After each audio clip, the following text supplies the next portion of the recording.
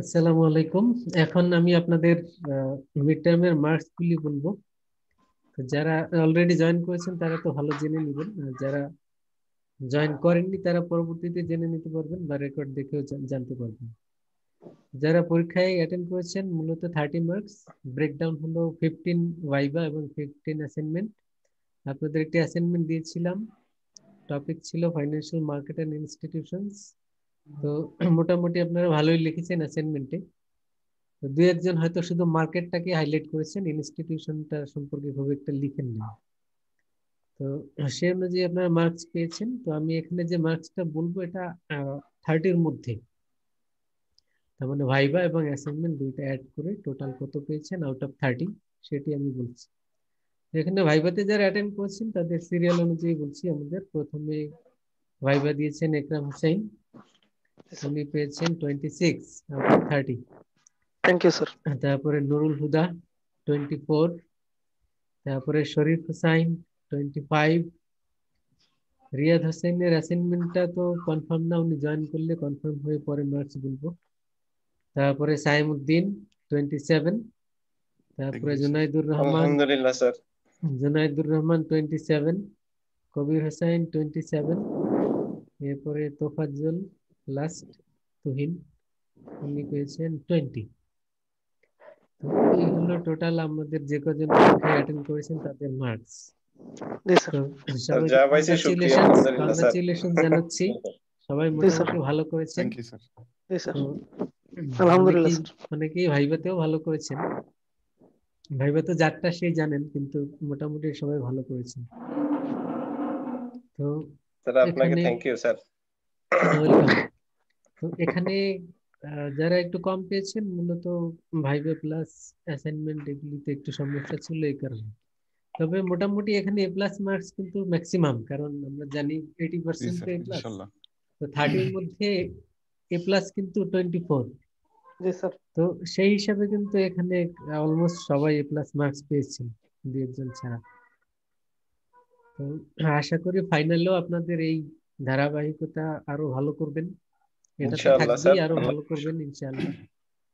আর sir আমাদের তাহলে অ্যাটেন্ডেন্সের উপরে কি কোনো নাম্বার আছে স্যার?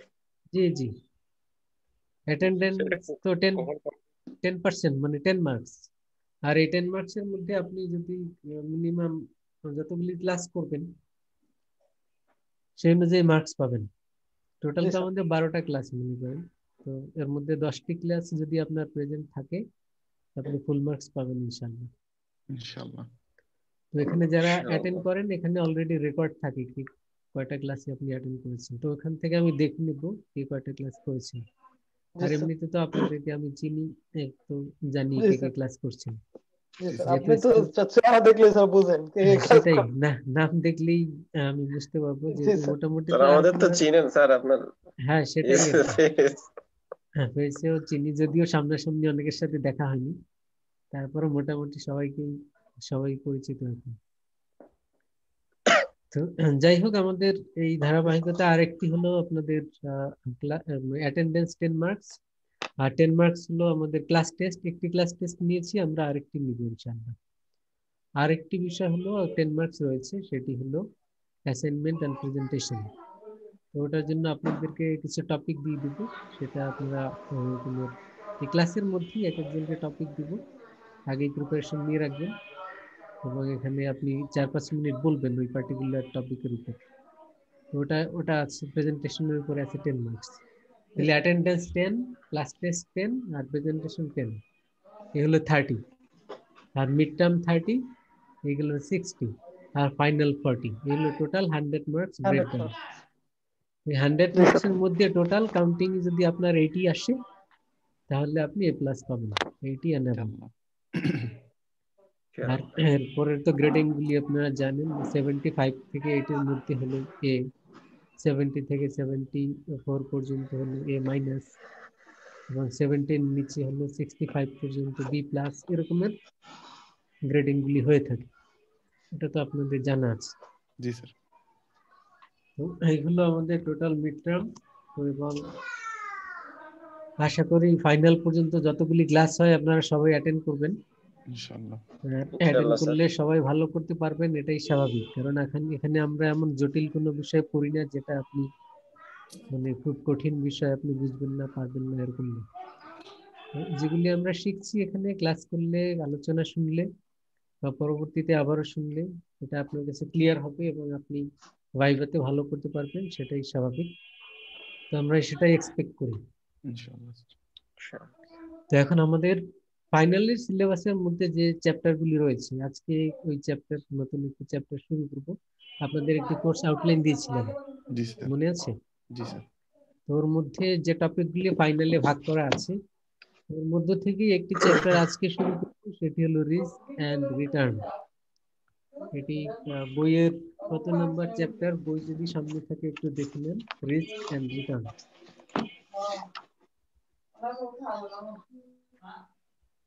স্যার 305 পেজ না স্যার? 305। জি জি, এটা হলো চ্যাপ্টার 8। চ্যাপ্টার এই বইয়ের চ্যাপ্টার 8 এবং 305 যাদের বই সামনে আছে তারা দেখতে পারেন।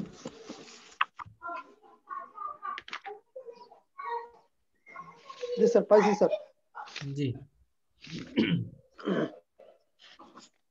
তো এই চ্যাপ্টারে আমরা যে টপিকগুলি পড়বো এটি অলরেডি ওই কোর্স আউটলাইনে লেখা আছে, এখান থেকে আপনারা দেখতে পাচ্ছেন যে কি কি টপিক আছে। আমরা তারপর আমি এখানে বলে দিচ্ছি, যেহেতু চ্যাপ্টারের শুরু, কোন কোন টপিক। চ্যাপ্টার 8-এ অনেক কিছুই আছে, তো এখান থেকে আমরা যা যা পড়বো সেগুলি জাস্ট আপনাদেরকে আমি বলে দিচ্ছি।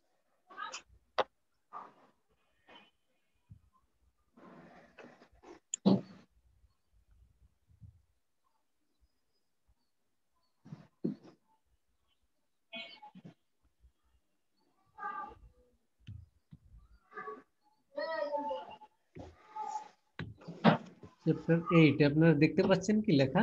জি স্যার। জি স্যার, দেখতে পাচ্ছি স্যার। আচ্ছা, ওকে। এখানে আমরা যা যা পড়বো তার মধ্যে হলো definition of risk, then types of risk,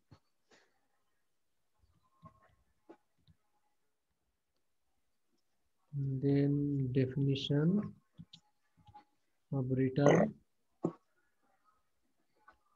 types of return, তারপরে কিছু ফর্মুলা এবং ক্যালকুলেশন রয়েছে। স্যার অঙ্ক আছে নাকি স্যার? আচ্ছা, টুকটাক ফর্মুলা এন্ড আপনার ফাইন্যান্সের সব কোর্সে সব চ্যাপ্টারেই কিছু না কিছু আছে। কিছু মেথ আছে। ম্যাথমেটিক্যাল ক্যালকুলেশন বা তাহলে প্রবলেম সুবিধা স্যার সলভিং। থিওরি থেকে। ফর্মুলা এন্ড ম্যাথমেটিক্যাল ক্যালকুলেশন বলতে আমাদের এখানে কিছু ফর্মুলা থাকবে, কিছু প্রবলেম সলভিং, তো এগুলি। তো these are the topics we are going to cover under this chapter. তো প্রথমে আমরা এই চ্যাপ্টার নিয়ে শুরু করব। At first we want to discuss about the risk. Risk আমরা না পড়লেও already we have some idea, সবাই তো কিছু না কিছু আইডিয়া আছে, তাই না? রিস্ক বলতে আমরা কি বুঝি সবাই এটা বুঝে থাকি, কিন্তু হয়তো ডেফিনেশন আকারে বলতে গেলে সেটি আমাদের একটু ভাবতে হবে বা চিন্তা করে বলতে হবে। কিন্তু সহজ কথা বললে risk is everywhere. So in our daily life, in our business, in our society, everywhere there is risk. So, and risk can be defined, it is the uncertainty. It is the uncertainty concerning the occurrence of loss. তার মানে আমরা আমাদের এই সোসাইটিতে, আমাদের personal লাইফে হোক, বিজনেসে হোক, বিজনেস করতে গেলে দেয়ার ইজ রিস্ক। তার মানেটা কি? তার মানে এখানে লস হতে পারে, সেটাকেই আমরা বলছি রিস্ক। আমরা রাস্তায় বেরোলে দেয়ার ইজ রিস্ক, তার মানে কি?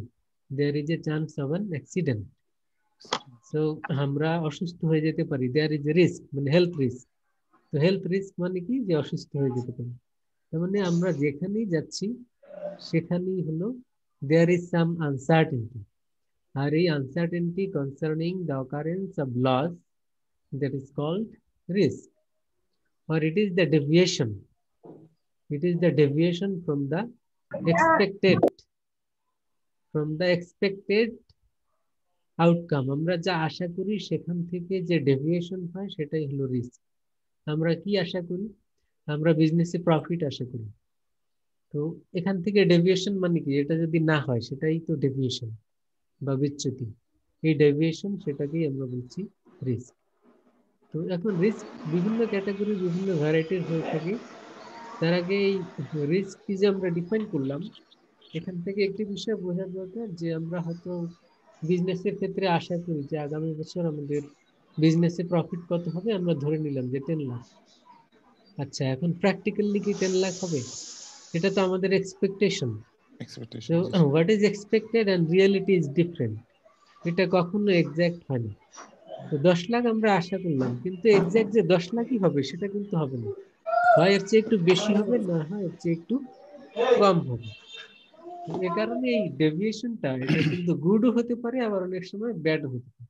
জি স্যার। তার মানে কি, যেটা আমরা আশা করলাম তার চেয়ে একটু ভালো হতে পারে, আবার তার চেয়ে একটু খারাপও হতে পারে। তো এই এক্সপেকটেশন থেকে যে ডেভিয়েশন, পজিটিভ ডেভিয়েশন আর নেগেটিভ ডেভিয়েশন, এই দুইটাকেই আমরা এখানে রিস্ক হিসাবে, বিজনেসের রিস্ক হিসাবে ডিফাইন করব। তাহলে আমরা বইয়ের ভাষায় যদি বলি দ্য চান্স, রিস্ক কাকে বলে? The chance that an outcome other than the expected one will occur. The chance that an outcome That an outcome other than other than the the expected one will expected occur. on তার মানে যেটা expect করছি জি সেটা sir ছাড়া অন্য যদি কোনো outcome হয়, সেটা কি গুড হতে পারে, আবার ব্যাড ব্যাড হতে হইতে পারে। পারে জি এই স্যার এই এক্সপেক্টেড অন থেকে যে ডেভিয়েশন হবে সেটাই হলো রিস্ক। রিস্ক তো আমরা স্যার। এক্সাম্পল হিসেবে কি বললাম যে 10 লাখ টাকা profit, that is our expectation. আর আউটকাম এই এক্সপেকটেশন অনুযায়ী যে 10 লাখ টাকাই হবে, not necessary, it is not sure. এবং এটি মানে ম্যাক্সিমাম ক্ষেত্রেই শিওর যে এটা হবে না। তার মানে কি, এর চেয়ে বেশি হবে, না এর চেয়ে কম হবে। কিন্তু 10 লাখ টাকা এক্সপেক্ট করে যদি আমরা 9 লাখ টাকা পাই, তার মানে কি এটা ডেভিয়েশন। 10 লাখ টাকা এক্সপেক্ট করে যদি আমরা 2 লাখ টাকা পাই, এটাও ডেভিয়েশন। তার মানে ডেভিয়েশনের রেঞ্জ কেমন তার উপরে ডিপেন্ড করবে রিস্কের সিভিয়ারিটি, মানে রিস্কের পরিমাণ কেমন, খুব বেশি রিস্ক না খুব কম রিস্ক। মনে করেন না, আমাদের হেলথ রিস্কের এক্সাম্পল দিই, যে আমার একটু ঠান্ডা লেগেছে ধরুন, তো এটাও অসুস্থতা, আবার করোনা হয়েছে সেটাও অসুস্থতা, তাই না? দুইটাই তো অসুস্থতা। তো ঠান্ডা সর্দি এটা তো আমরা নর্মাল হিসেবে ধরি যে এটা 2-1 দিনে ঠিক হয়ে যাবে, ওষুধ না খেলেও চলবে। আবার করোনা ভাইরাসে অ্যাটাক হয়েছে, সে হসপিটালে আছে ভেন্টিলেশনে, এটাও অসুস্থতা। তো সেটা হলো সিরিয়াস পর্যায়ে। মানে রিস্কের ক্ষেত্রে ডেভিয়েশন এরকম কম হতে পারে, বেশি হতে পারে। তার মানে সিভিয়ারিটির আবার লেভেল থাকতে পারে। আবার 10 লাখ টাকা এক্সপেক্ট করে কিন্তু আবার 11 লাখ টাকাও হতে পারে। তার মানে সেটাও একটা ডেভিয়েশন, এটা হলো good deviation. You got the point? জি স্যার। জি স্যার তার মানে মনে করেছিলেন যে এবছর যে শীতকালে হয়তো একটু ঠান্ডা লাগবে, কিন্তু এবছর কোনো ঠান্ডা লাগেনি, এটা তো পজিটিভ সাইন। জি এরকম স্যার গুড ডেভিয়েশনও হতে পারে, আবার ব্যাড ডেভিয়েশনও হতে পারে। So both deviation other than the expectation, that is the risk. Is it clear? G sir. Yes sir এখন আমরা দেখবো, যেহেতু আমাদের ফোকাস পয়েন্ট বিজনেস, তো বিজনেসের ক্ষেত্রে টাইপস অফ রিস্ক, যেটা সামনে বই আছে, টোটাল টাইপস গুলি বইয়ের একটি পেজে আছে, দেখবেন 339, এই পেজে গেলে এখানে টাইপস অফ রিস্ক গুলি পেয়ে যাবেন একসাথে। আসসালামু আলাইকুম স্যার। ওয়ালাইকুম আসসালাম। স্যার কেমন আছেন স্যার? আলহামদুলিল্লাহ। তুহিন সাহেব কেমন আছেন? জি স্যার। স্যার আলহামদুলিল্লাহ ভালো আছি কোথায় আছেন, স্যার। একটু গ্রামে? গ্রামে আসছি তো। জি জি জি। স্যার, নেটওয়ার্কটা একটু দুর্বল, মানে কিছুক্ষণ পর পর ছেড়ে দিতে পারে স্যার, এই জন্য। আচ্ছা, শুনতে পাচ্ছেন তো নাকি? জি স্যার শুনতে পাচ্ছি। আচ্ছা, শুনতে পেলেই enough. Sir thank you sir. তো আমরা টাইপস অফ রিস্ক নিয়ে আলাপ করছিলাম। তো রিস্ককে মূলত 339 প্রথমত, না? জি 339, প্রথমত দুই ভাগে ভাগ করতে পারি, একটি হলো সিস্টেমেটিক রিস্ক আর একটি হলো আনসিস্টেমেটিক রিস্ক। তার মানে রিস্ককে আমরা প্রথমত কয় ভাগে ভাগ করতে পারি? 2 ভাগে স্যার। 2 ভাগে, সিস্টেমেটিক রিস্ক আনসিস্টেমেটিক আর রিস্ক। আনসিস্টেমেটিক রিস্ক তো এই দুইটার মানে কি আমরা দেখি। সিস্টেমেটিক রিস্ক কোনটা আর কোনটা আনসিস্টেমেটিক? Internal interest G. rate risk, inflation risk, maturity Systematic risk. risk that cannot be diversified or that cannot be eliminated, that cannot be stopped, that cannot be minimized at all. That is the systematic risk. যে রিস্ককে আমরা কি করতে পারি না, avoid করতে পারি না, সেটাকে আমরা বলছি সিস্টেমেটিক রিস্ক। যেমনি আমরা যদি প্রোটেকশন নিয়ে থাকি তাহলে তো ঠান্ডা লাগবে না, এটা স্বাভাবিক, তাই না? জি স্যার। তার মানে আবার কিছু কিছু অসুস্থতা আছে কিন্তু আমরা প্রোটেকশন নিয়েও আমরা পারি না, কারণ এটা হলো জেনেটিক্যাল। আর আমাদের জন্ম তো আমাদের এর উপরে হাত ছিল না, বাবা মায়ের জিন থেকে আমরা হয়েছি। তার মানে তাদের যে জেনেটিক্যাল যে সমস্যাগুলি রয়েছে, তাদের জিন থেকে আমরা তৈরি হয়েছি, কিছু এরকমের জেনেটিক্যাল সমস্যা সবার থাকবে, এটা আমাদের হাত ছিল না। তার মানে এটা হলো সিস্টেমেটিক। তার মানে what can not be avoided, what can not be eliminated, এটি দূর করা যায় না, সেটা হলো systematic. You got the point? তাহলে এটির এক্সাম্পল কি? আমরা যদি মার্কেটের এক্সাম্পল দিই, এটি হলো মার্কেট রিস্কও বলতে পারি আমরা, কারণ মার্কেটে অনেক রিস্ক রয়েছে যেটা আমরা অ্যাভয়েড করতে পারি না, যেমন ইনফ্লেশন। আচ্ছা, ইনফ্লেশন কি চাইলেই আমরা এটা কমাতে পারবো? It is controlled by the government. So একজন individual as a businessman, as a business community, আর আপনি বিজনেস লিডার হন, যাই হন, এটা কিন্তু আমরা অ্যাভয়েড করতে পারবো না, কারণ inflation it is related to economy and economy is control by the government. তার মানে একজন ইন্ডিভিজুয়াল, একজন বিজনেস পার্সন, তার পক্ষে it is not possible to curb or to control this risk. এটি হলো সিস্টেমেটিক রিস্কের এক্সাম্পল। তার মানে সহজ করে বললে, যেগুলি আমরা, যেই রিস্কে আমরা কি করতে পারবো না, এটা নিয়েই থাকতে হবে, মানে এটা দূর করতে পারবো না, এটা আমাদের সোসাইটিতে থাকবে, কিন্তু চেষ্টা করবো কতটা কমানো যায়, বাট এটাকে জিরো করা যাবে না, সেইটাই হলো সিস্টেমেটিক রিস্ক। ওকে? জি স্যার। আর আনসিস্টেমেটিক কোনটা? যেটাকে আমরা ডাইভার্সিফাই করতে পারি, এলিমিনেট করতে পারি, সেটি কি? সেটি হলো যেমনি এক্সাম্পল দিলাম, যে আপনি প্রোটেকশন নিয়ে থাকেন, তাহলে কি হবে? অসুস্থ হবেন না। তো এটি হলো আনসিস্টেমেটিক রিস্ক। মানে আপনি যদি দরজা বন্ধ করে, জানালা বন্ধ করে, ভালো মতো সবকিছু বন্ধ করে, ফ্যান অফ করে ঘুমান, তাহলে তো আপনার ঠান্ডা লাগার কথা না, সর্দি হওয়ার কথা না। তার মানে ইট ক্যান বি এলিমিনেটেড। এটা হলো আনসিস্টেমেটিক রিস্ক, কারণ এটা আমরা কন্ট্রোল করতে পারি। কিন্তু যার অ্যাজমা রয়েছে, ও তো দরজা জানালা বন্ধ করুক আর যাই করুক, ওর সমস্যা হবে, কারণ এটা হলো জেনেটিক্যাল, তার বাবা মা থেকে পেয়েছে।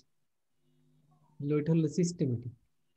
তো তেমনি বিজনেসের ক্ষেত্রে আপনার নিজস্ব বিজনেস, আপনার বিজনেসে প্রফিট হবে না লস হবে, it certain portion depend on your performance, on your activities, on your কশাসনেস।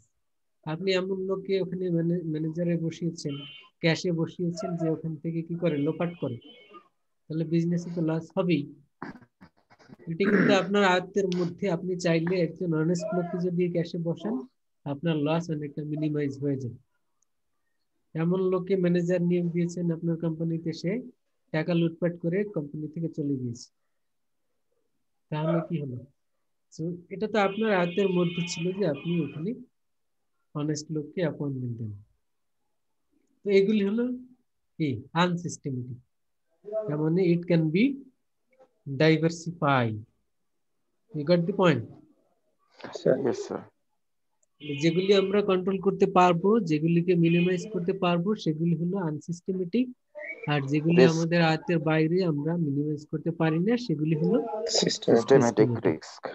এখন সিস্টেমেটিক এর মধ্যে আবার এগুলি অনেক ক্যাটাগরি রয়েছে, যাদের সামনে বই আছে, দেখেন যে সিস্টেমেটিক রিস্কের এক্সাম্পল হলো ইন্টারেস্ট রেট রিস্ক, তারপরে ইনফ্লেশন রিস্ক, তারপরে ম্যাচুরিটি রিস্ক, তারপরে liquidity risk, exchange rate risk এবং পলিটিক্যাল রিস্ক। এই কয়টা বললাম? 6টি। Interest rate risk. What will be the interest rate in the market? It is determined by the Bangladesh Bank and Commercial Bank. তার মানে market interest rate কি হবে? এটা তো আর আপনি আমি চাইলেই হবে না যে আমি কম রেটে লোন নিতে চাই, এখন আমি যদি কম রেটে লোন নিতে চাই, আমি চাইলেই কি কম রেটটা কমবে? কমবে না। কিন্তু বাংলাদেশ ব্যাংক যখন বলে দিল ব্যাংকগুলিকে যে তোমরা 9%-এর বেশি ইন্টারেস্ট রেট নিতে পারবে না, তখন কিন্তু এটা 9%-এ চলে আসলো। আর আগে কাস্টমাররা, যে বিজনেসম্যানরা আগে যদি বলতো, এটা কিন্তু সম্ভব ছিল না। তার মানে the interest rate is controlled by the government or the highest authority, that is Bangladesh Bank. তো এটা এই কারণে আমাদের জন্য একটি কি সিস্টেমেটিক রিস্ক। এখন এটি রিস্ক কিভাবে? যে ইন্টারেস্ট রেট যদি বেড়ে যায় তাহলে আমাদের cost of money will rise, loan নিলে খরচ বেশি পড়বে, পেমেন্ট বেশি করতে হবে, so there is a risk. আবার যদি রেটটা কমে যায় সেটা আমাদের জন্য পজিটিভ ডেভিয়েশন। তার মানে নেগেটিভ আর positive deviation, that is the risk. তো এই কারণে ইন্টারেস্ট রেট বেড়ে যাক অথবা কমে যাক, সেটাই হলো আমাদের এক্সপেকটেশন থেকে কম বেশি, so that is the risk. আগে আপনি প্ল্যান করলেন যে এবছরে লোন নিব কত পার্সেন্ট রেটে? যে 10%। এর মধ্যে গভর্নমেন্ট ডিসিশন নিল এটা হয়ে গেল 9%, তাহলে এটা আপনার জন্য পজিটিভ। আর আপনি হয়তো চিন্তা করেছিলেন যে 8%-এ পাওয়া যায় কিনা, সেই অনুযায়ী ইউর প্ল্যানিং ইউর বিজনেস, কিন্তু প্র্যাকটিক্যালি ব্যাংকগুলি দেখা গেল যে 9%-এর নিচে দিবে না, তো সেক্ষেত্রে কস্ট বেড়ে গেল। So this is the example of interest rate risk. Inflation already we know, এটা অনেক আলাপ হয়েছে আমাদের। Inflation means the purchasing power of money decreasing or the price of daily commodities increasing. So এই যে inflation, it is determined by the government, so we cannot avoid inflation. And as there is inflation, so there is a risk. Maturity risk তো থাকবেই, কারণ if we invest in long term, so there is higher risk. If we invest for a short term, there is lower risk. আপনি যদি 10 বছরের জন্য invest করেন তাহলে risk বেশি হবে, কারণ 10 বছরে কি কি ঘটে যাবে আমরা কিছুই জানি না। আগামী বছর কি ঘটবে, তারপরের বছর কি ঘটবে, তার মানে when the maturity will increase or lengthy, then the risk will also increase, কারণ ফিউচার ইজ আনসার্টেন। তার মানে বেশি ম্যাচুরিটি হলে, লঙ্গার টাইম হলে রিস্ক বেড়ে যায়। আবার শর্ট টাইম, মনে করেন আমি 1 মাসের জন্য ইনভেস্ট করলাম, তো সেটি আমার জন্য মানে 1 মাসের মধ্যে কি কি হতে পারে এটি ফোরকাস্ট করার সুবিধা সহজ। যে 1 মাসের মধ্যে হয়তো পলিটিক্যাল চেঞ্জ হবে না বা ইকোনমির মধ্যেও তেমন কোনো চেঞ্জ আসবে না, এটি ফোরকাস্ট করা যায় অল্প সময়ের মধ্যে। কিন্তু এটি 2 বছর হলে তখন ফোরকাস্ট করা ডিফিকাল্ট। এই কারণে শর্ট টার্মের জন্য ইনভেস্ট করলে সেক্ষেত্রে রিস্ক কম। তার মানে ম্যাচুরিটি রিস্ক ইন্ডিকেট করে যে এটাই, যে যখন আমাদের ম্যাচুরিটি বেশি হচ্ছে তখন আবার রিস্ক বেশি হয়। তার মানে আপনি যদি ব্যাংক থেকে 10 বছরের জন্য লোন নিতে চান, তার যে রেট হবে আর যে আপনি 2 বছরের জন্য লোন নিতে চান, তার রেট কিন্তু সমান হবে না। when the maturity will be high, the interest rate will be high. 10 বছরের লোন নিতে চাইলে আপনার কাছ থেকে যদি 9% নেয়, 1 বছরের লোন নিলে তো 9% নেবে না, তার চেয়ে কম নেবে interest. You got the point? So এটা কেন? এটা কেন? Because of maturity. মানে ম্যাচুরিটির কারণে there is risk. Liquidity risk বলতে কি বোঝায়? লিকুইডিটি বলতে আমরা কি বুঝি? লিকুইডিটি বলতে বুঝি আমরা availability of cash. Availability of cash. এটা ব্যাংকের ক্ষেত্রে বিশেষ করে এটা খুবই জরুরি, কারণ bank need to maintain a certain level of liquidity. কারণ লিকুইডিটি যদি আপনি মেইনটেইন না করেন তাহলে কি হবে? কাস্টমাররা মনে করেন চেক নিয়ে আসলো টাকা তুলতে, আপনার লিকুইডিটি ক্রাইসিস, তো টাকা দিতে পারবেন না, সো কাস্টমারস উইল বি ডিসস্যাটিসফাইড। তো এই লিকুইডিটি রিস্ক ইজ এভরিহোয়ার। আপনি লোন নিতে চাচ্ছেন, ব্যাংক লোন দিতে পারলো না বিকজ অফ লিকুইডিটি ক্রাইসিস। এই কারণে এই লিকুইডিটি রিস্কটাও ইম্পর্টেন্ট। এবং আমাদের বিজনেসের মধ্যে ব্যাংকিং ইন্ডাস্ট্রিতে লিকুইডিটি ক্রাইসিস একটি বড় সমস্যা। এটি বিভিন্ন কারণে হয়ে থাকে, because of default loan, maximum ক্ষেত্রেই এই কারণে হয়ে থাকে। এছাড়াও রয়েছে আমরা দেখি যে যেহেতু ব্রাঞ্চ ম্যানেজার যিনি থাকেন তাকে ম্যানেজ করতে হয় amount of withdrawal, amount of deposit, এগুলি ফোরকাস্ট করতে হয় এবং সামটাইমস কারেক্ট ফোরকাস্ট না করতে পারলে এই সমস্যাটি হয়ে থাকে। যে আপনি চিন্তা করলেন এজ এ ম্যানেজার যে আজকে ব্রাঞ্চে কত টাকা উইথড্রয়াল হতে পারে এবং কত টাকা ডিপোজিট হতে পারে, হিস্ট্রিক্যাল রেকর্ড দেখে আপনি হয়তো একটা এস্টিমেট করলেন যে বিগত 1 মাসে 30 দিনের ডেটা যা বলে সেই অনুযায়ী আপনি একটা এস্টিমেট করলেন, কিন্তু প্র্যাকটিক্যালি এটা আজকে সেটা হলো না। তো সেক্ষেত্রেও লিকুইডিটি ক্রাইসিস হতে পারে। তো এই যে মানি অ্যাভেলেবিলিটি না থাকা, ক্রাইসিস থাকা, that is called liquidity crisis. এটা বিজনেসের জন্য এটি একটি সমস্যা। কেন? কারণ আপনি যদি আপনার টাকা দরকার, লোন নিতে চাচ্ছেন, money is not available, so that is called liquidity crisis বা ক্রেডিট ক্রাঞ্চ।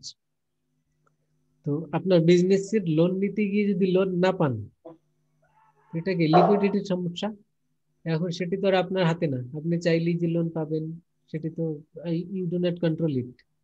সো এটা এটা এই কারণে সিস্টেমেটিক রিস্ক। জি sir. You got the point? জি sir. Exchange. Yes, sir. Then exchange rate risk টা কি?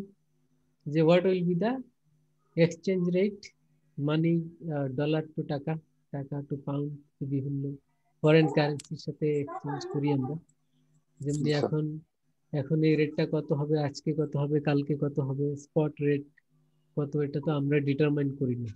আপনি এখন ডলার কিনতে গিয়ে দেখলেন মনে করেন 84.84, কালকে গিয়ে দেখলেন 84.29, পরের দিন গিয়ে দেখলেন 85, এটা তো আর আপনার হাতে না।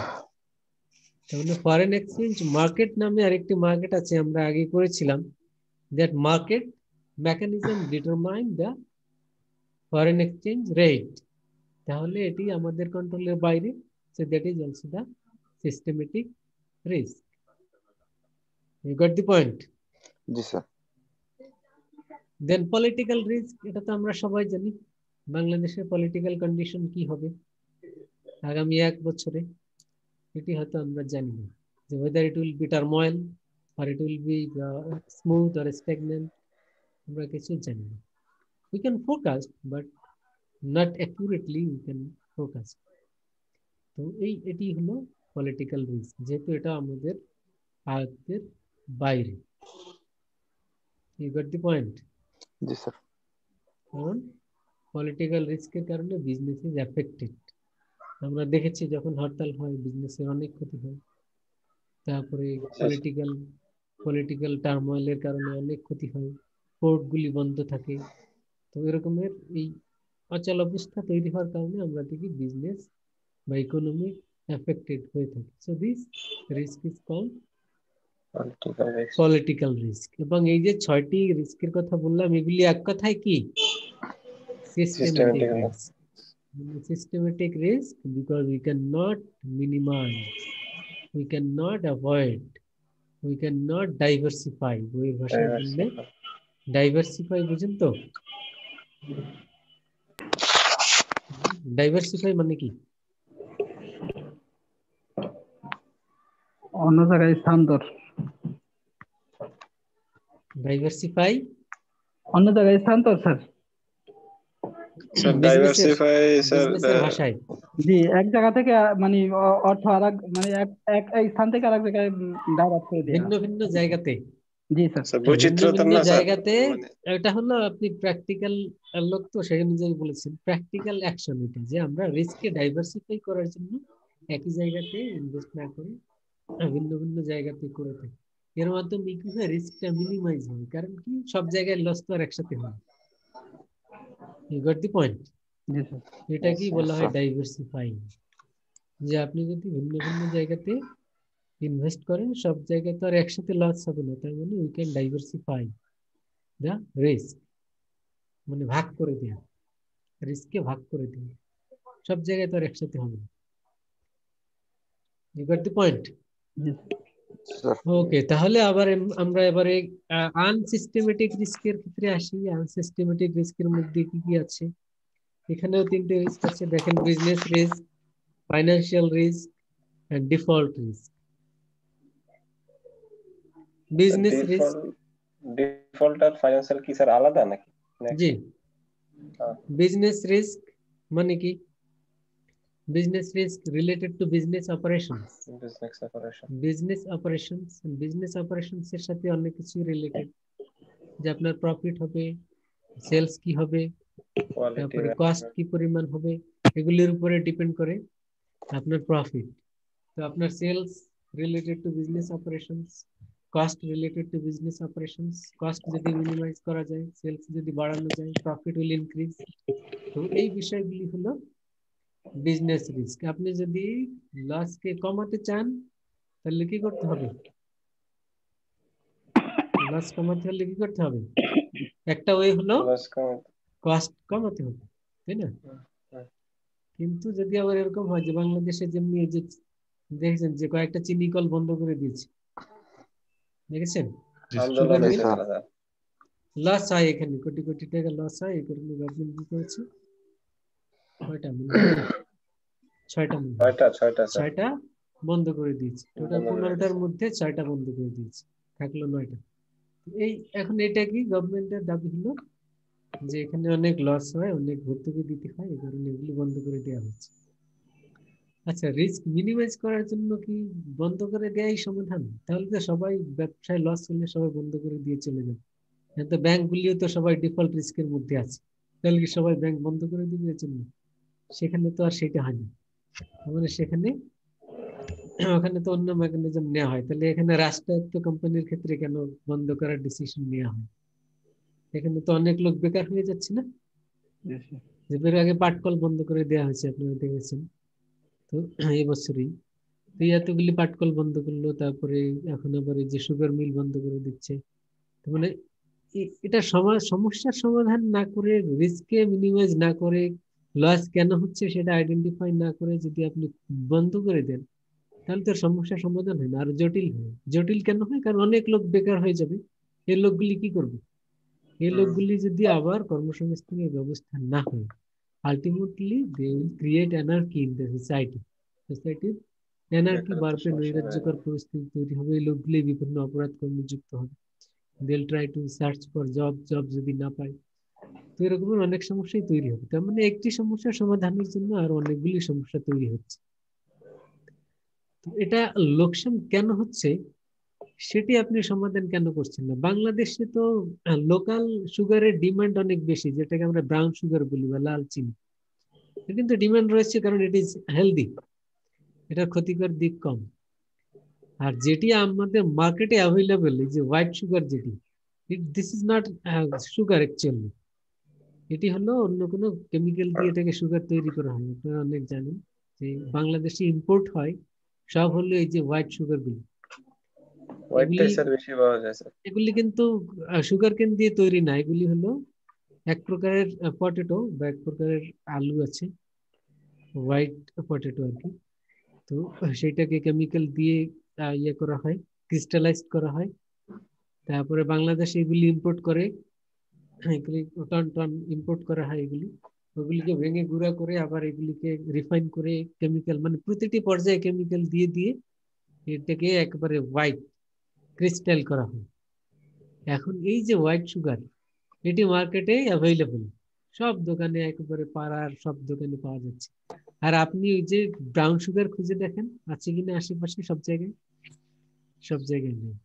তাহলে আপনি একদিকে চিনি কল বন্ধ করে দিচ্ছেন আমাদের লোকাল ইন্ডাস্ট্রি, আর আরেকদিকে আপনার ফরেন কান্ট্রি থেকে ইম্পোর্ট করতেছেন। এটি কন্ট্রাডিক্টরি হয়ে গেল না?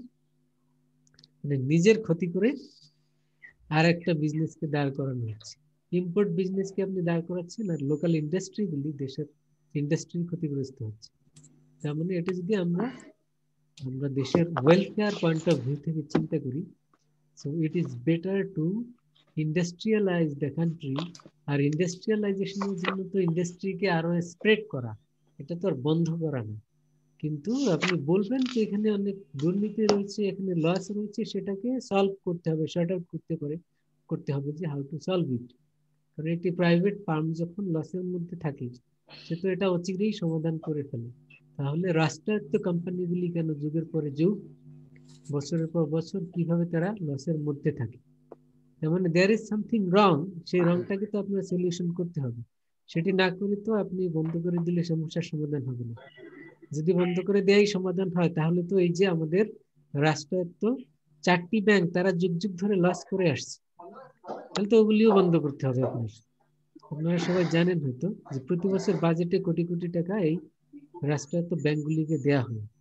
কেন? তাদের এই ক্যাপিটাল বেস কম আছে। এখন তো বাসেল অ্যাকর্ড অনুযায়ী তাদের যে রিকোয়ারমেন্ট সেটা নাই, এবং অনেক কম। সেইগুলিকে ক্যাবিনেট প্রতি বাজেটে তাদেরকে ভর্তুকি দিয়ে দিয়ে চালিয়ে আসছে। তাহলে তো এগুলিও বন্ধ করা দরকার, যদি বন্ধ করাই সমাধান হয়। You got the point? জি স্যার। তাহলে Yes, একটি sir. সমস্যার সমাধানের জন্য আরেকটি সমস্যা তৈরি করলে তো আর আমাদের সেটা সমাধান হবে না। তো এটি রিলেটেড টু বিজনেস অপারেশনস। আর বিজনেস অপারেশনস এর মধ্যে আমরা এটাই খেয়াল করবো যে লসকে কিভাবে মিনিমাইজ করা যায়। আর loss minimise doesn't mean will shut down the industry or business. বিজনেসে আপস এন্ড ডাউন থাকে, লস হতে পারে, লাভ হতে পারে। তো কখনো যদি লস হয়ে যায়, আপনি যদি বিজনেস বন্ধ করে দিয়ে চলে যান, তাহলে তো হবে না। তার মানে you need to have confidence যে এটি বিজনেস আবার পরবর্তীতে আমরা প্রফিট করতে পারি। এই কারণেই তো বলা হয় যে বিজনেস অনেক রিস্কি, এবং রিস্ক মাথায় নিয়েই তো আপনাকে বিজনেস করতে হবে।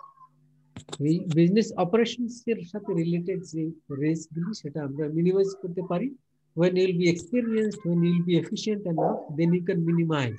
এটাকে আমরা মিনিমাইজ করে করে জিরোতে নিয়ে আসতে পারি। তো দ্যাট ইজ আওয়ার টার্গেট। তো এটা হলো বিজনেস অপারেশনস এর সাথে related. This is called business risk. Secondly, financial risk. Financial risk related to credit risk. আমরা যে লোন নেই বিজনেসে, তো এখন লোন আমরা পাবো কি পাবো না, so there is a risk. Loan default হতে পারে। তো এখন এই ক্রেডিট রিস্ক রিলেটেড টু যে আমরা কোন কোন সোর্স থেকে আমরা লোন পাচ্ছি। ব্যাংক একটি সোর্স, ফাইন্যান্স কোম্পানি একটি সোর্স, এরকম দেয়ার আর ডিফারেন্ট সোর্সেস। তো এই এখানে তাদের সাথে ট্রানজ্যাকশনে যদি কোনো সমস্যা হয়, কোনো রিস্ক তৈরি হয়, লোন না পাওয়ার যে সমস্যা সেটি তৈরি হতে পারে, রেট বেড়ে যাওয়ার সমস্যা সেটি তৈরি হতে পারে। This are related to financial risk. You got the point? জি স্যার। তার মানে ফাইন্যান্সিং রিলেটেড, সহজ করে বললে ফাইন্যান্সিং রিলেটেড মানে কি, রেজিং মানি, রেজিং ফান্ড, টাকা থেকে আসবে, এই রিলেটেড যে সমস্যাগুলো সেটি রিলেটেড টু ফাইন্যান্সিয়াল রিস্ক, সেটা আমরা মিনিমাইজ করতে পারি। এন্ড ফাইনালি ডিফল্ট রিস্ক, এটি তো বিজনেসের ক্ষেত্রে একটি বড় ধরনের রিস্ক। ব্যাংকের ক্ষেত্রে তো এটি সবাই এই রোগে ভুগছে। আপনারা জানেন অনেক bank they are suffering from default risk, এবং কিছু কিছু ব্যাংক তো বন্ধ হয়ে যাওয়ার উপক্রম। পদ্মা ব্যাংকের ঘটনা জানেন আপনারা, এখন তো নাম চেঞ্জ করে পদ্মা হয়েছে, জি তাই স্যার। না? অনেক জি লস স্যার। করে। এসএসবিসি ছিল। এখন এগুলি কেন হচ্ছে? Because of default risk. And default রিস্কের কারণে তারা কি করেছে? সমস্যা কি ছিল? যে লোন দিয়েছে। লোন দিতে হলে তো আপনাকে দেখতে হবে যে লোন দেওয়ার কিছু ক্রাইটেরিয়া আছে। চাইলে তো আর লোন দেওয়া যাবে না। আপনি চাইলে আপনার লোন চাইলে আপনি কি দিয়ে দেবেন সাথে সাথে? না। আপনার দেখতে হবে না। জাস্টিফাই। 5C বলে বিজনেসে, 5C এগুলি দেখতে হয়। 5C কি? C for character, C for collateral, C for capacity, তো ক্যাপিটাল, এই যে 5C এইগুলি দেখতে হবে। তো এগুলি না দেখে যদি আপনি লোন দেন, তাহলে তো আপনি যোগ্য ব্যক্তিকে দিলেন না, তখনই তো ডিফল্ট রিস্ক হওয়ার চান্স থাকে। মানে when you are issuing any loan, you are giving approval, you need to analyze, you need to consider 5C। এগুলি দেখে যদি আপনি লোন দেন, তাহলে সেক্ষেত্রে ডিফল্ট হওয়ার চান্স কমে যায়। তারপরে CIB এর রিপোর্ট নিতে হয়। এগুলি তো আপনার না নিয়েই যদি আপনি লোন দেন, অন্য কোনো কারণে, পলিটিক্যাল কারণ হোক বা অন্য কোনো পার্সোনাল রিলেশনশিপের কারণে হোক বা নেপোটিজম হোক, তো সেক্ষেত্রে সেই ঘটনাটি ঘটেছে, এবং অনেক ব্যাংকই এই সমস্যা সাফার করছে, এবং এ কারণেই তাদের এই অবস্থা। এবং ইভেন রিসেন্ট টাইম আপনারা জানেন দে আর ইন লিকুইডিটি ক্রাইসিস। এ কারণে তারা অনেক বেশি লিকুইডিটি ক্রাইসিসের মধ্যে আছে, এবং এই রাষ্ট্রায়ত্ত ব্যাংকগুলি তাদেরকে হেল্প করার জন্য বেইল আউট প্ল্যান নিয়ে এসছে, তাদেরকে টাকা দিয়েছে, ক্যাপিটাল দিয়েছে, যাতে তারা এই থেকে রিকভারি করতে পারে। এবং সব ব্যাংকগুলিকে আপনারা জানেন, বাংলাদেশ ব্যাংকে certain percentage to be maintained with the Bangladesh bank, সেটাকে বলা হয় SLR এবং CRR। যারা ব্যাংকিং এ আছেন তারা হয়তো এগুলি শুনে থাকবেন। তো শুনেছেন না এগুলি, CRR, SLR? জি জি স্যার। স্যার। জি স্যার। স্যার শুনেছি স্যার। যেগুলি মেনটেন করতে হয়। তার মানে আপনার টোটাল ডিপোজিটের সার্টেন পার্সেন্টেজ, বর্তমানে হলো 4% CRR, এটা ও আচ্ছা আচ্ছা। সেন্ট্রাল ব্যাংকে এটা রাখতে হবে ক্যাশ হিসেবে। জি স্যার। আর টোটাল হলো 13%, মানে টোটাল হলো 17, 13 আর 4। তো এখন এই 13% আপনি সিকিউরিটি হিসেবে রাখতে পারবেন, মানে গভর্নমেন্ট সিকিউরিটি পারচেজ করে রাখতে পারবেন, আর 4% লিকুইড মানি হিসেবেই রাখতে হবে। কিসের 4%, কিসের 13%? যে আপনার টোটাল ডিপোজিট হোল্ডারদের টোটাল যে ডিপোজিট, জি স্যার। মানে যারা আপনার এখানে বিভিন্ন অ্যাকাউন্টে টাকা জমা রেখেছে, হুম। এই টোটাল ডিপোজিটের এই 17% এটি বাংলাদেশ ব্যাংকে রাখতে হবে, it is mandatory. G sir. এখন এই পদ্মা ব্যাংক এটা রাখতে পারেনি বিকজ অফ লিকুইডিটি ক্রাইসিস, টাকাই তো নাই, রাখবে কিভাবে? এই কারণে আবার ফাইন করেছে বাংলাদেশ ব্যাংক 2018 সালে, আগে 144 কোটি টাকা ফাইন হয়েছে। 144 কোটি টাকা ফাইন করেছে CRR SLR মেনটেন না করার কারণে। এবং রিসেন্ট টাইম এটা আবার মৌকুব পাওয়ার জন্য তারা আবেদন করেছে। আচ্ছা, রিসেন্ট টাইমের ঘটনা তো এই জন্য বললাম। তো এই these are the example of liquidity crisis. এবং এগুলি কেন হয়েছে? হয়েছে এজন্য যে কি করতে পারেনি তারা, ডিফল্ট রিস্ক ম্যানেজ করতে ম্যানেজ করতে পারে। পারে। পারে নাই। এবং শুধু এই ব্যাংকই না, অনেক ব্যাংকই তো ডিফল্ট রিস্ক রয়েছে, তাদেরটা অনেক বেশি হচ্ছে, এই কারণে তারা কন্ট্রোলের বাইরে চলে গিয়েছে। তো অনেক ব্যাংকই ডিফল্ট রিস্কের কারণে, এই জন্য তো এখন বাংলাদেশ ব্যাংক সবাইকে অর্ডার দিয়েছে 1% বেশি আনক্লাসিফাইড লোনের জন্য আপনার ইয়ে রাখতে হবে, প্রভিশন রাখতে হবে। তাই না? যারা লোন ডিপার্টমেন্টে কাজ করেন তারা হয়তো এগুলি আপডেট জানবেন। তো এই যে প্রভিশন রাখতে হয়, যে লোন লস হতে পারে, আপনি লোন যখন দিয়েছেন লোন লস হতে পারে, এর এগেইনস্টে আপনাকে প্রভিশন রাখতে হবে যাতে ডিফল্ট রিস্ক মোকাবেলা করা যায়। তো এখন এইগুলি যদি আপনি মেনটেন না করেন, প্রভিশন রাখলেন না, তারপরে আপনি লোন দেওয়ার সময় এগুলি বিচার না করে লোন দিয়ে দিলেন, তো what will be the output? Output হবে এরকম, যেসব ব্যাংক লিকুইডিটি ক্রাইসিসের মধ্যে আছে এরকম একটি অবস্থা তখন হবে। So this is the example of default risk. So is it clear? G sir. সবাই বুঝছেন? জি জি স্যার। স্যার। জি এই এই বিষয়টি আমরা এখানে বললাম যে টাইপস অফ রিস্কের মধ্যে যে দুই ধরনের রিস্ক রয়েছে। এই দুই ধরনের রিস্ক কি কি? Systematic, sir. আনসিস্টেমেটিক। আশা করি সবার কাছে ক্লিয়ার। জি স্যার। জি স্যার। আচ্ছা, জি স্যার, বিজনেস, এখন প্রশ্ন হলো বিজনেস এই রিস্ককে কিভাবে ক্যালকুলেট করবে? কোন কোম্পানির বা কোন বিজনেসের রিস্ক বেশি, কার রিস্ক কম? এটা তো আমরা সাধারণত ভাবে হয়তো চিন্তা করলে বুঝতে পারবো কিছু ক্রাইটেরিয়া দেখি, বাট এক্সাক্ট বের করার জন্য এর রিস্ক কত পার্সেন্ট, তার কিছু ম্যাথমেটিক্যাল ক্যালকুলেশন রয়েছে, এবং সেটা ক্যালকুলেট করে আমরা বলতে পারি যে এর রিস্ক কত পার্সেন্ট এবং ওর রিস্ক কত পার্সেন্ট। দুটাকে যদি আমরা কম্পেয়ার করি তখন আমরা বলতে পারবো রিস্কিনেস কম বেশি, বা কোথায় কম কোথায় বেশি। এটা কোম্পানির ক্ষেত্রে হতে পারে, পার্টিকুলার ইনভেস্টমেন্টের ক্ষেত্রে হতে পারে। সাপোজ আপনি কোথাও ইনভেস্ট করবেন, তো ইনভেস্ট করার ক্ষেত্রে আপনার সামনে দুইটা প্রজেক্ট, তো এই প্রজেক্টের রিস্ক কেমন এবং এই প্রজেক্টের রিস্ক কেমন, তো সেটা আপনি কিভাবে বুঝবেন? সেটা বোঝার জন্য you need to calculate the risk. Risk calculate করার জন্য আমরা যে ম্যাথমেটিক্যাল ক্যালকুলেশনটা করি সেটাকে বলা হয় ভ্যারিয়েন্স। ভ্যারিয়েন্স বা স্ট্যাটিস্টিক্সের ভাষায় ভ্যারিয়েন্স বা স্ট্যান্ডার্ড ডেভিয়েশন বলে। আপনারা যারা স্ট্যাটিস্টিক্স পড়েছেন তারা পরিসংখ্যান। জানবেন, অলরেডি জেনে থাকবেন যে ভ্যারিয়েন্স বা স্ট্যান্ডার্ড ডেভিয়েশন এগুলি কাকে বলে, এবং কেন আমরা এই ভ্যারিয়েন্স বা স্ট্যান্ডার্ড ডেভিয়েশনকে রিস্ক মেজার করার জন্য নিয়ে আসলাম। কারণ হলো স্ট্যাটিস্টিক্সের যে এই টুলস, কোন টুলস? ভ্যারিয়েন্স। ভ্যারিয়েন্সকে কিভাবে লেখা হয়? সিগমা। সিগমা একটা সাইন আছে, মা একটা সাইন আছে না সিগমা, জি স্যার। ওই সিগমা সাইন দিয়ে আমরা ভেরিয়েন্স কে মেজার করে থাকি, তাই তো? জি sigma sir, sir sigma. Sigma sigma sigma. Sigma, হ্যাঁ। হ্যাঁ তো এখন এই ভেরিয়েন্স যে আমরা মেজার করি এই সিগমা দিয়ে কেন, সেটা আমরা বলেছি যে এটার কারণ হলো যে সিগমাটা এরকম, এই যে এরকম দেখুন মাথার উপরে একটু এরকম দিয়ে এই যে এটাকে বললে সিগমা। জি স্যার। সিগমা। এখন এই সিগমা দিয়ে আমরা কি করি, রিস্ক মেজার করি। কেন?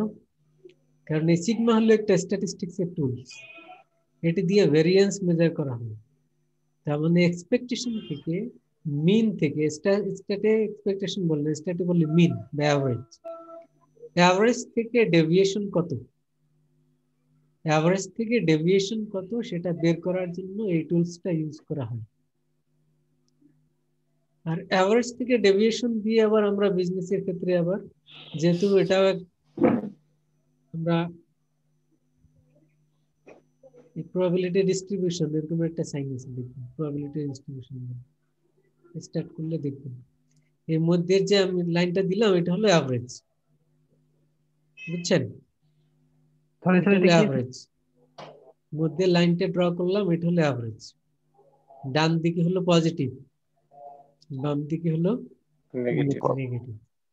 আচ্ছা, তাহলে অ্যাভারেজ কত ধরলাম আমরা? অ্যাভারেজ 100। এখন স্যার উপরের ওই যে বাঁকা এটা কি স্যার? এটা প্রবাবিলিটি ডিস্ট্রিবিউশন, হ্যাঁ এটা প্রবাবিলিটি ডিস্ট্রিবিউশন জাস্ট, জি। আর এটা হলো অ্যাভারেজ। এখন এই অ্যাভারেজ থেকে ডেভিয়েশন পজিটিভলি হতে পারে মানে ডান দিকে, আবার নেগেটিভলি হতে পারে মানে বাম দিকে। বাম দিকে। এখন এই ডেভিয়েশনটা যত বেশি হবে রিস্ক তত বেশি। ডেভিয়েশন যদি এতখানি হয় রিস্ক বেশি, ডেভিয়েশন যদি কম হয় রিস্ক কম। ডেভিয়েশন মনে করেন অ্যাভারেজ কত, অ্যাভারেজ ধরলাম আমরা কত, 50 টাকা, 50 টাকা। 50 টাকা অ্যাভারেজ ধরলে, যে আমরা ধরলাম যে 50 লাখ টাকা প্রফিট এক্সপেক্ট করলাম, পরের বছর কত হলো 40, তাহলে ডেভিয়েট করলো কোন দিকে, ডান দিকে না বাম দিকে? বাম দিকে, কম হয়েছে, অ্যাভারেজ থেকে কম। পরের বছর প্রফিট হলো কত, 60, তাহলে কি ডান দিকে বেশি হলো।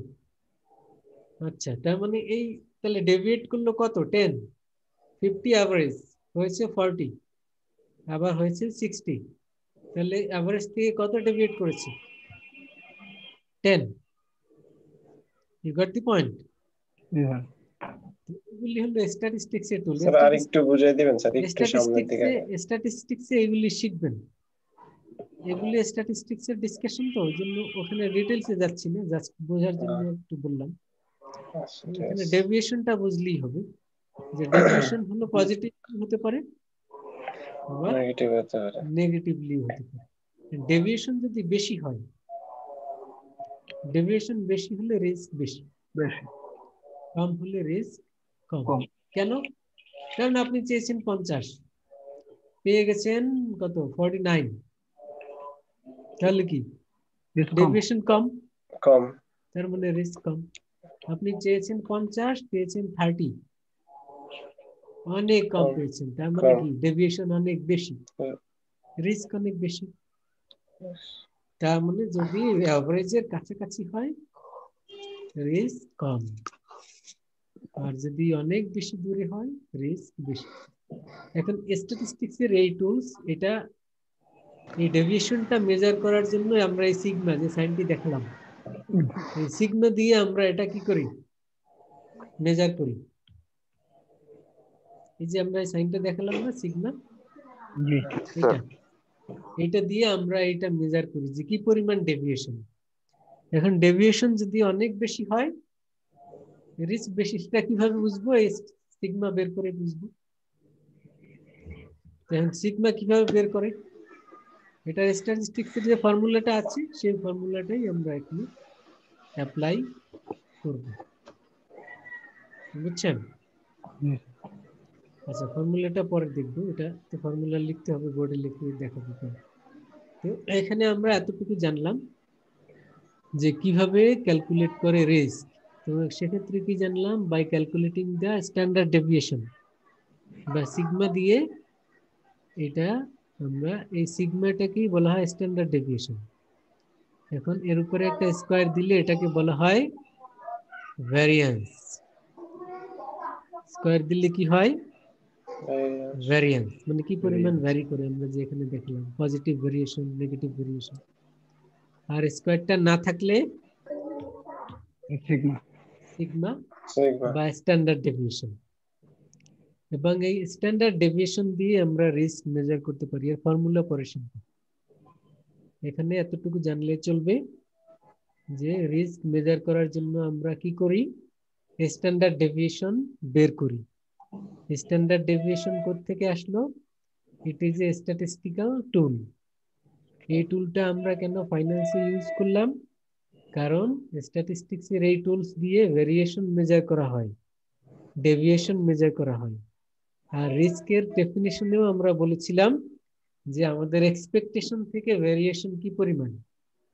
তাহলে এই ভেরিয়েশন আমরা এই টুলস দিয়ে আমরা এই ভেরিয়েশন মেজার করতে পারি। এই কারণে রিস্ক মেজার করার জন্য আমরা we are using the standard deviation tool. Okay, বুঝছেন? জি স্যার। আচ্ছা, তাহলে এবারে আমরা আসব রিটার্ন। রিস্ক নিয়ে এতটুকু বললাম, বাকিটা তো ক্যালকুলেশন পরে দেখাবো। তো এবারে আমরা আসবো রিটার্নে।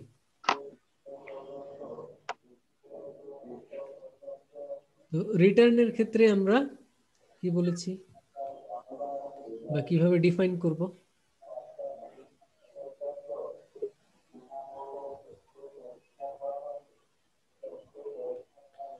এখানে দেখেন, যাদের সামনে বই আছে, এই চ্যাপ্টারের শুরুর দিকে। রিটার্নটা তো স্যার সবসময় ম্যাক্সিমাইজ হবে না? জি, পেজ নাম্বার 309।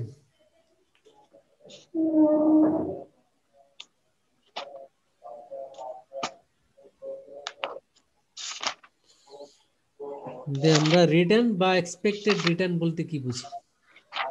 রিটার্ন যেই কথা বা এক্সপেক্টেড রিটার্ন একই কথা। So what does expected return mean? The rate of return expected to be realized. Expected to be realized, তার মানে কি আমরা যেটা আগে থেকে আশা করি যে এটা হবে, that is called expected return বা রিটার্ন। আপনি বিজনেসে 1 লাখ টাকা ইনভেস্ট করলেন, কোথায়? শেয়ার মার্কেটে। করে আপনি কি আশা করলেন? যেই 1 লাখ টাকা 1 মাস পরে আমার এই শেয়ারের প্রাইস 1,10,000 হয়ে যাবে। এটা কি করলেন? আশা করলেন, এক্সপেক্ট করলেন। তার মানে you are expecting to be realized, এটা হবে, এটা আপনি আশা করলেন। এখন এটা এক্সপেকটেশনটা কিন্তু আবার হুইমজিক্যাল, মানে মনে হইলো তাই করে ফেললাম, সেটা হবে না। It should B based on some historical record or it should be justified. Justified হতে হবে। আপনি 1 লক্ষ টাকা শেয়ার কিনলেন, আশা করলেন যে এটা 5 লাখ টাকা হয়ে যাবে, এরকমের আশা করলে হবে না। 5 লাখ টাকা আপনাকে যদি জিজ্ঞেস করা হয় কি কারণে আপনি আশা করলেন 5 লাখ হবে, আপনি বললেন যে করলাম আশা, সবাই করতে, আমি আশা করতে আর দোষ কি? এটা এটা কিন্তু এক্সপেক্টেড রিটার্ন বা রিটার্ন হবে না এটা। তাহলে এক্সপেক্টেড রিটার্ন কিভাবে হবে? That expected to be realised এবং it should be justified. Justification, justification কিসের উপরে বেস করে হবে? Based on the historical record, based on the market, সব কিছুর উপর ডিপেন্ড করে, ইকোনমিক কন্ডিশন, অনেক কিছুর উপর ডিপেন্ড করে। এবং comparative return from other investment.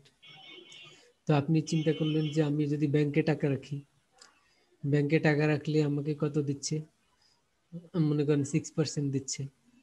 আচ্ছা, আমি যদি সেভিংস সার্টিফিকেট কিনি, সঞ্চয়পত্র কিনি, কত দিচ্ছে? আচ্ছা, ধরলাম 6.5% দিচ্ছে। আমি যদি অন্য কোনো সিকিউরিটি কিনি সেক্ষেত্রে কত পাই? ধরলাম বন্ড কিনলে আমি পাচ্ছি 7%, 8%। তো এত কিছু চিন্তা ভাবনা করে আপনি তারপরে বললেন যে আমি শেয়ার মার্কেটে ইনভেস্ট করেছি, অনেক রিস্ক নিয়েছি, আমি 10% তো আশা করতেই পারি, এই কারণে 1 লাখ টাকা 1,10,000 হবে, সেটি আমি আশা করেছি। Your expectation is justified. বুঝছেন? তাহলে the rate of return expected to be realized from an investment, that is called return or expected value. এটা কি রিটার্ন বলে? কথা বুঝছেন?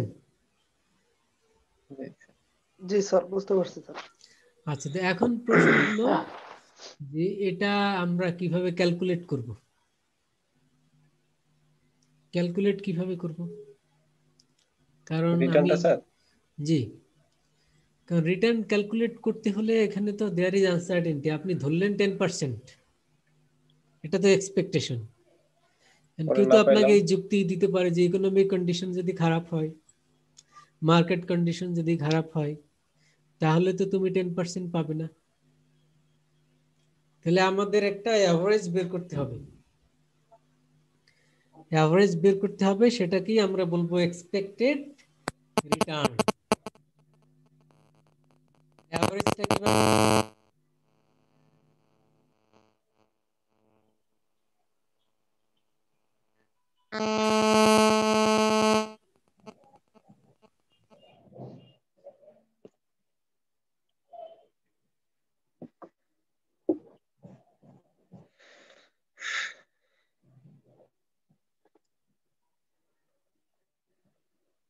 বিক্রম ভাই কি ঘুমায় গেছেন নাকি?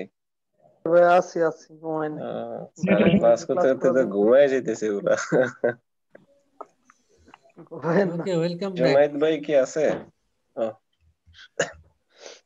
আমরা যেটি বললাম, রিটার্ন তাহলে জি স্যার। কিভাবে ক্যালকুলেট করব? সবাই শীতে কি ঘুম পাচ্ছে? না স্যার, না স্যার, স্যার তাহলে একটু চা স্যার খেয়ে নেন। আজকে স্যার একটু একটু চা চারটার খেয়ে আগে নেন। ছেড়ে দিন স্যার। হ্যাঁ ইনশাআল্লাহ এই টপিকটা দিয়ে শেষ করবো, আর 10 মিনিট। জি স্যার। জি স্যার। আজকে পার্টিসিপেন্টস কয়জন? 7 জন। আচ্ছা, জি স্যার। পার্টিসিপেন্টস আছে মোটামুটি ভালো। ফার্স্ট ক্লাস, জি শীতে অনেকে একটু ঝিমাই পড়ছেন। আচ্ছা, ইয়ার তো স্যার বিয়ে মনে আজকে নুরুল হুদা। ও আচ্ছা আচ্ছা, উনি তাহলে জয়েন করেন না, বাকি সবাই করেছে। না আরো জি স্যার। আছিল, মানে নুরুল হুদার তো বিয়ে হুম। আরো ছিল। তো আমরা এটা কিভাবে ক্যালকুলেট করব? ওই যে বললাম 10%, এটা আশা করলাম। তো এখন আমরা দেখলাম যে 10% যে হবে, not sure. Economic G sir. Condition ভালো হতে পারে, খারাপ হতে পারে, আর যেমনি আছে এরকম এভারেজ থাকতে পারে, জি তাই স্যার। তো? জি স্যার। বা যদি ইকোনমিক কন্ডিশন খুব ভালো হয় তাহলে পজিটিভ ডেভিয়েশন হবে, মানে 10% চেয়েছেন, হতে পারে 12 থেকে 15। আবার যদি খারাপ হয় সেক্ষেত্রে 10% চেয়েছেন, আবার হতে পারে 8%, 7%, তাই তো? জি স্যার। এভারেজ থাকলে হয়তো 10 পাবো আমরা। জি স্যার। এখন এখন আপনাকে চিন্তা করতে হবে যে আমরা প্রবাবিলিটি বা চান্স কতটুকু। তাহলে আমরা এটা সালাম আলাইকুম। ওয়ালাইকুম আসসালাম, প্রবাবিলিটি অ্যাসাইন করলাম যে আচ্ছা, ইকোনমি খুব ভালো অবস্থায় থাকবে, এর চান্স কতটুকু? আমরা ধরে নিলাম 30%। ইকোনমি খুব খারাপ অবস্থায় থাকতে পারে, এর চান্স কতটুকু? ধরে নিলাম 20%। তাহলে কত? 30 আর 20, 50। আর বাকি থাকলো 50%। তাহলে মানে অ্যাভারেজ থাকবে, এর চান্স হলো 50%। কারণ প্রবাবিলিটি সবসময় 100% বা 1। জি স্যার। বুঝছেন? প্রবাবিলিটি সবসময় 100%। কেন? কারণ বৃষ্টি হতে পারে, আবার নাও হতে পারে, কারণ মানে কি 50-50 বলি না আমরা, 50-50। তার মানে 50-50 মিললে কত হয়? 100। মানে প্রবাবিলিটি অলওয়েজ 100। তাহলে আমরা যদি তিনটে সিচুয়েশন কনসিডার করি, 10% হতে পারে 50% চান্স, 12% হতে পারে, কত পার্সেন্ট চান্স বললাম? 30% চান্স। আর 8% হতে পারে কত পার্সেন্ট চান্স? 20%। তাহলে এই চান্স ধরে আমরা যদি এবার অ্যাভারেজ বের করি তাহলে পেয়ে যাব আমাদের এক্সপেক্টেড রিটার্ন। সেটি হয়তো আমরা 10 পয়েন্ট সামথিং অথবা লেস দ্যান 10 পয়েন্ট সামথিং হতে পারে। তার মানে এটি হলো এক্সপেক্টেড রিটার্ন। মানে when we consider the probability distribution, different situation in the economy, and calculate the return, that is the expected return, তার মানে it is the average return। এভাবে আমরা আশা করতে পারি, বা এভাবে যদি আমরা বের করে বলি এটা আমার এক্সপেকটেশন, সেটা জাস্টিফাইড হবে। আর এমনিতেই বলে ফেললাম যে আমার 20% আমি আশা করি, এটা কিন্তু বললে হবে না।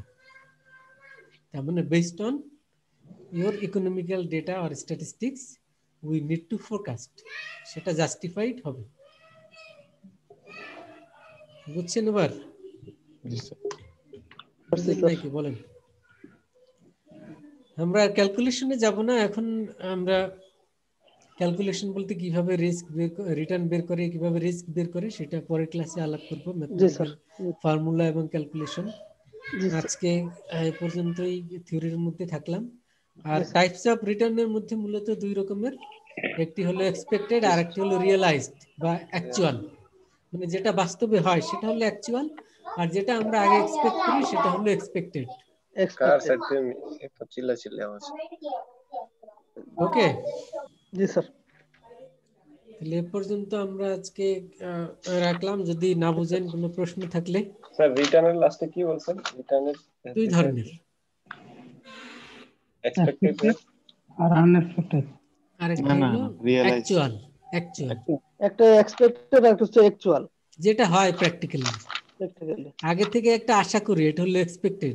এক্সপেক্টেড আর যেটা বের হয় পরবর্তীতে গিয়ে যেটা অ্যাকচুয়ালি হয় সেটা হলো অ্যাকচুয়াল রিটার্ন। Actual return. মানে আমরা যেটা হাতে পাই সেটা হলো অ্যাকচুয়াল রিটার্ন। আর আগে থেকে তো আশা করি। আগে থেকে এবং তো আশা করি। এক্সপেক্টেড এর ক্ষেত্রে আমরা বলেছিলাম এটা হুইমজিক্যাল এক্সপেকটেশন করলেই হবে না, it should be justified. Justified. জি স্যার। ওকে, তাহলে যদি কোনো প্রশ্ন থাকে, কমেন্ট থাকে বলেন। স্যার আমি না বুঝলে বলেন।